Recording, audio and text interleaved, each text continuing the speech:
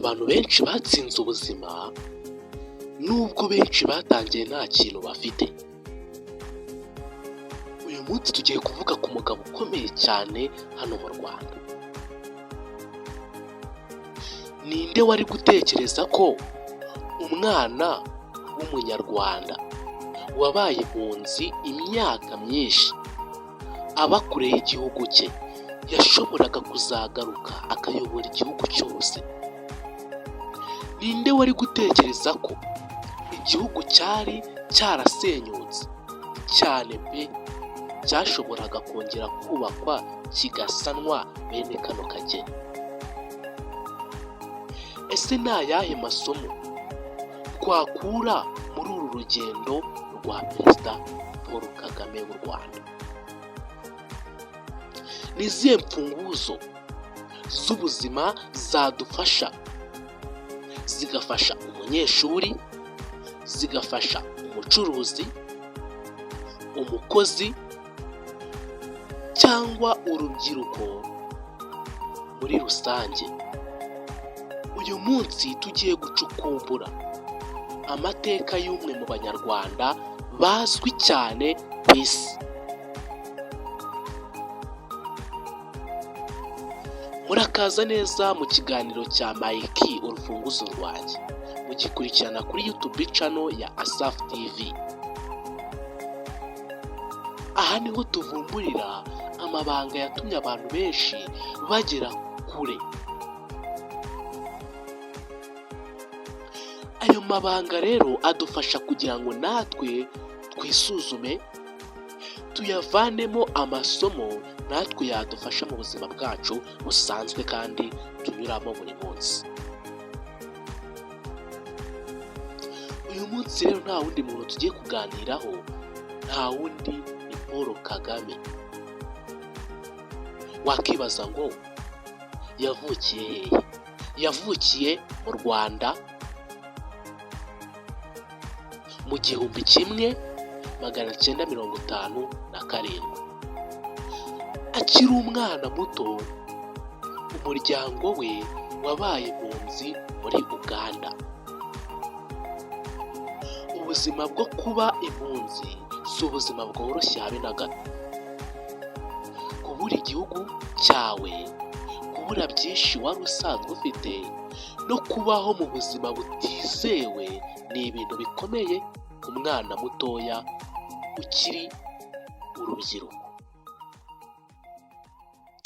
Ariko muri ibyo bibazo byose hari ikintu kimwe kitigeze kimuvamo. Wakibaza ngo ni ikihe? Ikintu kitigeze kimuvamo ni icyizere cy'ejo hazaza. Ndakangurira urubyiruko, buri muntu wese uri kunyumva, wikumva yuko ubuzima bwawe burangiye, wikumva yuko nimba ukoze ikintu aka kanya cyahita kiba success. Ahubwo uko uzagenda ugikora, gira icyizere cy'ejo hazaza. Isomo wahita ukura muri aka kantu, ntabwo uyu munsi ariho hagena aho uzaba uri ejo hazaza. Akiri muto yagaragazaga gukunda kwiga, gukurikira ibintu no gushaka ibisubizo ku bibazo bihari. Abantu benshi batekereza ko intsinzi ituruka ku mahirwe, ariko baribeshya cyane. Kenshi ituruka ku kwitegura igihe kirekire,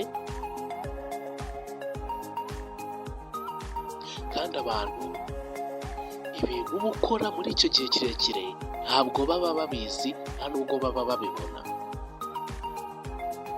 Isomo wahita ukuramo muri aka kantu, intsinzi itangira buke buke kandi igatangira mu bitekerezo mbere y'uko igaragara, mbere y'uko abantu bayibona ngo batangire bayenjoyinge. Mu rugendo rw'ubuzima bwe habaye ibihe bikomeye cyane, byasabaga kwihangana gukora cyane no gufata imyanzuro itoroshye. Ndabizi abantu benshi bameze gutya, baca mu bintu bikomeye bihambaye, ariko tega amatwi wumve isomo wakuramo. Ni uko ubuzima budahora bworoshye. Iri jambo perezida w'igihugu cy'u Rwanda akunda kurivuga cyane, akunda kuvuga yuko ubuzima butoroshye, ariko umuntu ufite intego ntaheranwa n'ibibazo. Ufite intego y'ejo hazaza ntabwo uzigera uheranwa n'ibibazo habe na gato. Isomo wahita ukuramo muri aka kantu: ibibazo biza kugira ngo bidukomeze.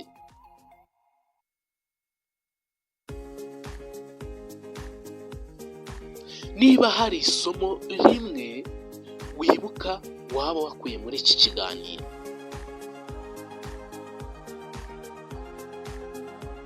reka nkwibutse ibintu by'ingenzi mbere y'uko ikiganiro gishyiraho akadomo nkaba ngisoje.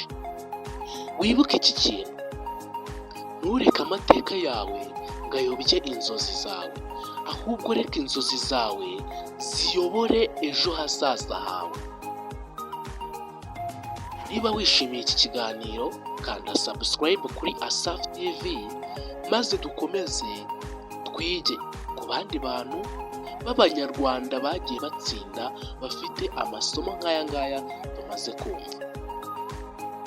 Reka nkubwire ngo komeza ukurikirane n'ibindi biganiro bikomeza guca kuri uno muyoboro wa Asaf TV, wibuka gukanda subscribe, like, share na comment. Uhuriye mu bindi biganiro ngiye kuhita muri aka kanya. Imana ibahe umugisha.